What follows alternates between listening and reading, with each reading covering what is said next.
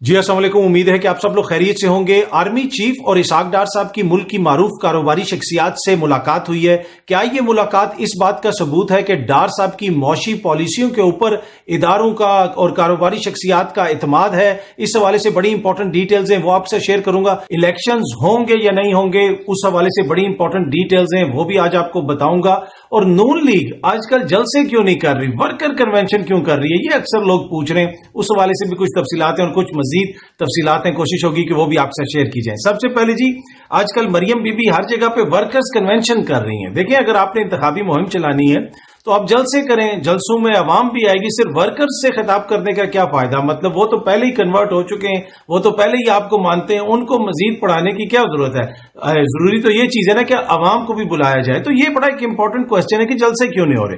جناب یہ جلسے ہی ہیں، جو مریم بی بی کر رہی ہیں یہ جلسے ہی ہیں، کیونکہ اس میں عوام کی تعداد کم آتی ہے۔ تو سبکی سے بچنے کے لیے کہا جاتا ہے کہ جی یہ ورکر کنونشن ہو رہا ہے۔ یہ ورکر کنونشن نہیں ہوتے، یہ جلسے ہوتے ہیں۔ ان کو بالکل اسی طرح پروپوگیٹ کیا جاتا ہے، اسی طرح بینرز لگائے جاتے ہیں، پورے علاقے میں اعلان کیے جاتے ہیں، ان کی تنظیمیں متحرک ہوتی ہیں، لوگوں کو لانے کی کوشش ہوتی ہے۔ تو ہوتا یہ جلسہ ہی ہے، لیکن جتنی تعداد میں وہاں پہ لوگ آتے ہیں، اس وجہ سے ان کو پتا ہے کہ پھر ہماری سبکی ہوگی، میڈیا بھی دکھائے گا، سوشل میڈیا بھی دکھائے گا، تو یہ کہہ دیتے ہیں جناب یہ ورکرز کنونشن ہے۔ تو یہ ورکرز کنونشن نہیں ہوتے، جلسے ہیں۔ ہاں، ان میں عوام کی شرکت اتنی ہوتی ہے کہ لگتے اس طرح ہی کہ جیسے یہ ورکرز کنونشن ہے۔ اب عوام کی شرکت کیوں اس میں کم ہوتی ہے، کیوں ان کا بیانیہ نہیں بنتا؟ کل مریم بی بی پوچھ رہی تھی، ورکرز کنونشن ٹائپ جو جلسہ تھا یا جلسہ ٹائپ جو ورکر کنونشن تھا، اس کے اندر کہ جناب کبھی نواز شریف بیماری کے پیچھے چھپے ہیں، کبھی انہوں نے بیماری کا بہانہ کیا ہے۔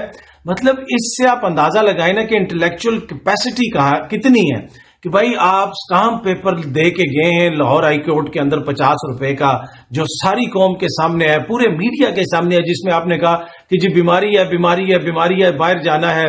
3 سال سے زیادہ عرصے سے وہ باہر بیٹھے ہوئے، پاکستان نہیں آ رہے، سزا یافتہ مجرم ہیں، جیل سے نکال کے ان کو بھیجا گیا، اور آپ پوچھ رہی ہیں کہ وہ کبھی بیماری کے پیچھے چھپے۔ اب ان کی بیماری اصلی ہے یا نہیں، اس پہ میں کامنٹ نہیں کر رہا، یہ تو کوئی میڈیکل پروفیشنل ہی کہہ سکتا ہے نا۔ تو ہماری تو یہ دعا ہے کہ اللہ تعالیٰ ان کو صحت زندگی دے، اور جو بھی بیماری ہے اس میں وہ صحت یاب ہوں۔ لیکن اس سوال کے اوپر آپ سوچیں، اور اس مینٹل کیپیسٹی یا اس انٹلیکچوئل کیپیسٹی کے اوپر آپ سوچیں، جنہوں نے ان کو یہ تقاریر وغیرہ بنا کے دیں، جنہوں نے ان کو یہ مشورہ دیا کہ آپ جناب جا کے وہاں پہ یہ بات کریں، اور بھائی یہ تو وہ چیز ہے جس کے اوپر آپ کو بات ہی نہیں کرنی چاہیے، اس لیے کہ اسی کے اوپر تو پوری آپ لوگوں کی سیاست کھڑی ہے کہ جناب ان کا علاج مکمل ہوگا تو وہ واپس آئیں گے۔ وہ واپس بھی نہیں آ رہے۔ بھائی کی اپنی حکومت ہے، بھائی وزیر اعظم ہے، پوری اعتماد حاصل ہے، اسٹیبلشمنٹ کے ساتھ تعلقات اچھے ہیں، کسی قسم کا کوئی مسئلہ نہیں ہے، لیکن اس کے باوجود وہ واپس نہیں آ رہے۔ کیوں واپس نہیں آ رہے؟ جناب وہ بیمار ہیں۔ تو جناب اور پھر یہ پوچھ رہی ہیں کہ کیا وہ کبھی بیماری کے پیچھے چھپے ہیں؟ مطلب اس سے آپ اندازہ لگا لیں کہ یہ کس عوام کو یا تو بیوقوف سمجھتے ہیں یا پھر خود ان کو سمجھ نہیں ہے۔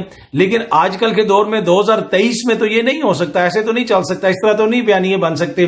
کل جس طرح ذاتیات پہ حملے کیے گئے، عمران خان کی مبینہ بیٹی کا ذکر، انتہائی غلیظ قسم کی ایک الیکشن کمپین شروع کر دی گئی ہے، جو ہم ماضی میں جس طرح میں نے کل بھی ذکر کیا تھا کہ 90 کی دہائی میں دیکھتے تھے۔ کیا اس سے آگے نہیں ہم نکل سکتے؟ عمران خان کے اور تھوڑے مسائل ہیں، ان کی حکومت کے مسائل تھے، گورننس کے مسائل تھے، آپ ان کی پرفارمنس پہ بات کریں، وہ آپ کی پرفارمنس پہ بات کریں۔ ذاتیات پہ آنا میرے خیال میں یہ بڑی انفارچونیٹ ہے اور بڑی بدقسمتی ہے ہماری کہ ہم ذاتیات پہ آ گئے۔ اور کل جو انہوں نے اپنے ٹویٹر اکاؤنٹ سے تصاویر وغیرہ شیئر کی تھیں وہ بھی میں نے آپ کو دکھائیں۔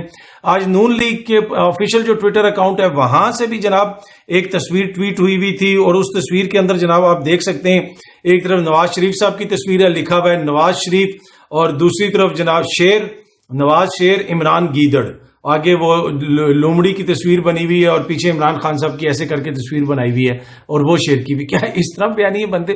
مطلب آپ سوچیں، کیا کوئی کریٹیوٹی نہیں ہے، کوئی ایسی چیز نہیں ہے جو آپ کریٹ کر سکتے ہیں؟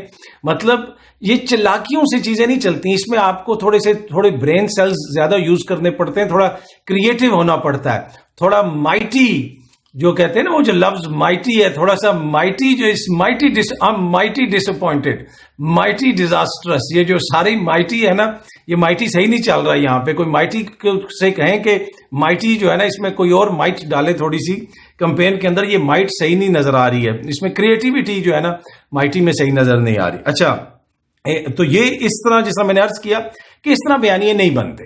اچھا، دوسری چیز یہ ہے کہ الیکشنز کا ہے دور دورہ، مریم بی بی ورکرز کنونشن کر رہی ہوتے جلسے ہیں، بندے نہیں آتے تو ورکر کنونشن کہتے ہیں، میں نے پہلے بھی بتایا۔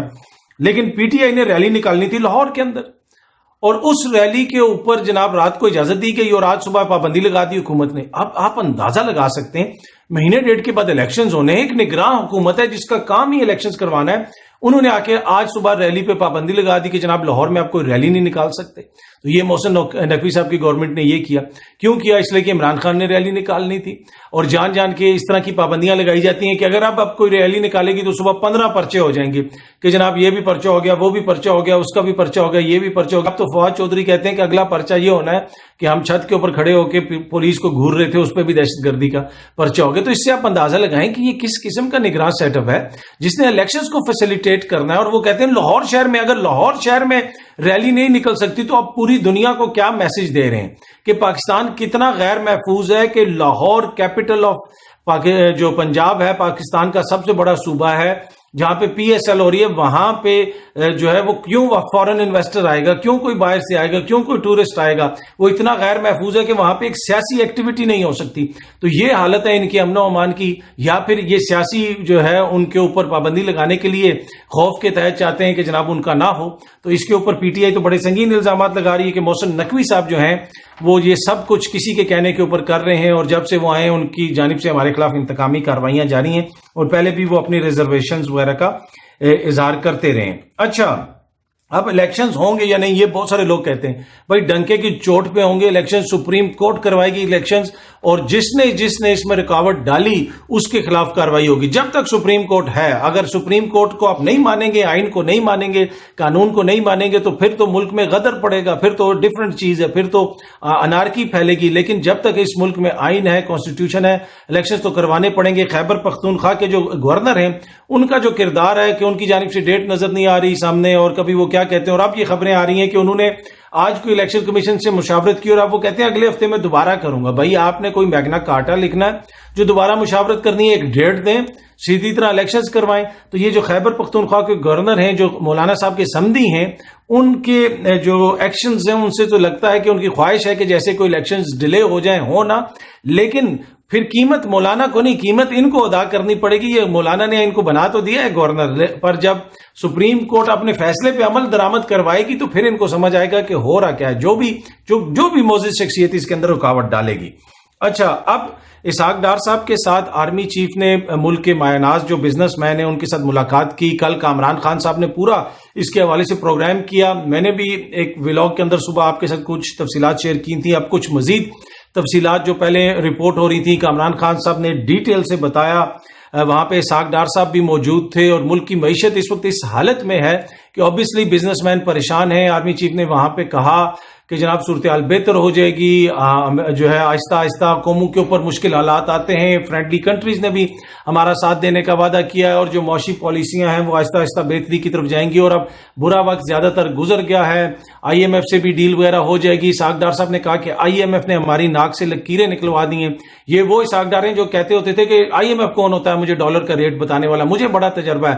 اب یہ کہہ رہے ہیں کہ انہوں نے ہماری ناک کی لکیریں نکلوائی ہیں، یہ کامران خان صاحب نے کل اپنے پروگرام میں کہا۔ لیکن آپ نے بھی تو ان کے ساتھ جو کیا، ان کی بات نہیں مانی، ساری چیزیں فائنل ہو چکی تھی، مفتاح کے دور میں آ کے چیزوں کو بدلا، تو کچھ ان کی بھی شکایات ہوں گی۔ لیکن وہاں پہ آرمی چیف کا موجود ہونا، اسحاق ڈار صاحب کا موجود ہونا بنیادی طور پہ یہ ہے کہ جو اس حکومت کی پالیسیز ہیں اس کے اوپر فوج کا اعتماد ہے۔ یہ جناب اسی پوائنٹ کے اوپر محمد مالک صاحب نے یہ نقطہ اٹھایا۔ محمد مالک صاحب نے ایک ٹی وی پروگرام کے اندر عامر متین صاحب سے بات کرتے ہوئے یہ کہا کہ جب آرمی چیف اسحاق ڈار صاحب کے ساتھ ملیں گے بزنس مین سے، تو اس سے یہ تاثر جائے گا کہ یہ جو معاشی پالیسیاں ہیں اس کو فوج کی تائید حاصل ہے، آرمی چیف کی تائید حاصل ہے، اور ان معاشی پالیسیوں کے نتیجے میں ملک کے اندر جو کچھ بھی ہو رہا ہے، پھر جو اس وقت ابتری ہے معیشت کے اندر، معاشی حالت کے اندر، اس کا ملبہ فوج کے اوپر گرے گا۔ یہ پوائنٹ بڑا امپورٹنٹ ہے محمد مالک صاحب کا، اس لیے کہ اگر یہ جو معیشت کی حالت ہے وہ ہمارے سامنے ہے، جس نہج پہ پہنچ گئے ہیں، تو یہ حکومت 13-14 جماعتوں کی حکومت ہے، یہ فوج پہ کیوں ملبہ ڈال رہی ہے؟ بھائی کیا آپ کے اوپر بزنس مین کا اعتماد نہیں ہے؟ تو پھر آپ اس سے اندازہ لگا لیں کہ یہ کتنی عوامی جو ہے ریپرزینٹیٹو ہے یہ حکومت، کہ 13-14 جماعتوں کی حکومت ہے، اور ان کو پھر بھی کسی ادارے کا سہارا لینا پڑتا ہے، ان کو آ کے جناب ان کی مدد کرنی پڑتی. بھائی آپ خود معیشت سنبھالیں. لیکن یہ پوائنٹ بڑا ویلڈ ہے کہ اگر انہوں نے ان کے ساتھ ملاقات کی اور اس میں وہ اسحاق ڈار صاحب بھی ہیں، آرمی چیف بھی ہیں، تو بزنس مین تو یہی ادھر سے تاثر لے کے آئے، جن سے بھی بات ہوئی، جن سے بھی انہوں نے خبر دی، کہ تاثر یہی ملا کہ وہ آن بورڈ ہے جی، فوج ان کی معاشی پالیسیوں سے خوش ہے. تو یہ محمد مالک صاحب کا جو نقطہ ہے، اس کو سوچنے کی ضرورت ہے اور بڑا امپورٹنٹ ہے. اور انہوں نے کہا کہ ایسا نہیں ہونا چاہیے. اگر ہاں باقی بزنس مین کے کوئی تحفظات ہیں، پاکستان کے بزنس مین ہیں، وہ آرمی چیف سے اگر ملنا چاہیں ضرور ملیں. اینڈ آف دا ڈے جو ہے ملک کی معیشت کو نقصان پہنچے گا تو آپ کے دفاع کو بھی نقصان پہنچتا ہے. اکثر لوگ کہتے ہیں جناب معیشت سے فوج کا کیا تعلق ہے. یہ بھائی معیشت تباہ ہوگی تو ملک کی سیکیورٹی تباہ ہوگی. فوج کس کو سنبھالے گی، پھر کس کے کیسے حالات کو سنبھالے جائیں گے. تو یہ تو ساری دنیا جانتی ہے کہ معیشت تباہ ہوگی تو اب اس حکومت کو کچھ سوچنا چاہیے نا، کہ ملبہ فوج کے اوپر ڈالنے کے بجائے آپ خود اپنا جواب دیں اور خود کہیں کہ جناب آپ کی معاشی پالیسی کتنی کامیاب ہے یا کتنی ناکام ہے. لیکن اینڈ آف دا ڈے اگر معیشت میں کوئی اچھائی آتی ہے یا برائی آتی ہے، اس کی ذمہ دار سیاسی حکومت ہے. آپ کسی اور کے اوپر ملبہ نہیں ڈال سکتے. ٹھیک ہے، ہر چیز میں جناب ادھر یہ بھی مطالبہ ہو رہا ہے آرمی چیف سے کہ جی سیاستدانوں کو ساتھ بٹھایا جائے. بھائی یہ ان کا کام تو نہیں ہے نا. آپ خود ساتھ بیٹھیں، سیاستدان اپنے مسائل خود حل کریں. آپ الیکشن تو کرواتے نہیں ہیں اور پھر آپ اسٹیبلشمنٹ پہ چڑھائی کر دیتے ہیں. بھائی الیکشنز آپ خود کروا سکتے ہیں، یہ سب کچھ آپ خود کر سکتے ہیں. تو آپ ساتھ بیٹھیں تو یہ مسائل حل ہوں گے. آپ ساتھ بیٹھنے کے لیے تیار نہیں ہیں، اور ساتھ کیوں نہیں بیٹھ رہے؟ کیونکہ آپ نے الیکشنز نہیں کروانے. جو بنیادی چیز ہے، یہ جو اسحاق ڈار صاحب ہیں، انہی کے حوالے سے ابھی کچھ ماہ پہلے تک جو ایک آرمی چیف تھے، انہوں نے جب صحافیوں سے ملاقات کی تو انہوں نے کہا کہ پاکستان کی معاشی تباہی کی ذمہ دار یہ ہیں اسحاق ڈار صاحب ہیں. یہ جنرل باجوہ نے باقاعدہ طور پہ کہا. اچھا، یہ جو باجوہ صاحب نے بیان دیا تھا وہ میں تھوڑا سا آپ کو پڑھ کے بھی سنا دیتا ہوں، جو یہ ڈیلی ٹائمز میں رپورٹ بھی ہوا تھا. Unfortunately, it is pointed out former Finance Minister Ishaq Dar dragged his feet on a number of much needed reforms related to money laundering and terror financing laws. The dismal state of tax to GDP ratio, a mere 1.2 million taxpayers, too is a shame for 210 million strong country. یہ general Bajwa کہہ رہے ہیں. اور آگے جا کے اسحاق ڈار صاحب کے حوالے سے وہ کہتے ہیں he has been an utter disaster for this country. He has been an utter disaster for this country. کہ وہ بڑے تباہ کن ثابت ہوئے ہیں وہ اس ملک کے لیے. تو وہی ڈار صاحب آج دوبارہ اکانومی کے انچارج ہیں اور ہم امید کرتے ہیں کہ اکانومی بہتر ہوگی اور پوری قوم کا بھی ان کی جو معاشی پالیسیاں ہیں اس پہ اعتماد ہوگا اور پوری قوم کو اس سے ریلیف بھی ملے گا. امید ہے کہ یہ ویڈیو آپ کو پسند آئی ہوگی. بہت جلدی آپ سے دوبارہ ملاقات ہوگی. بہت بہت شکریہ. Thank you so much.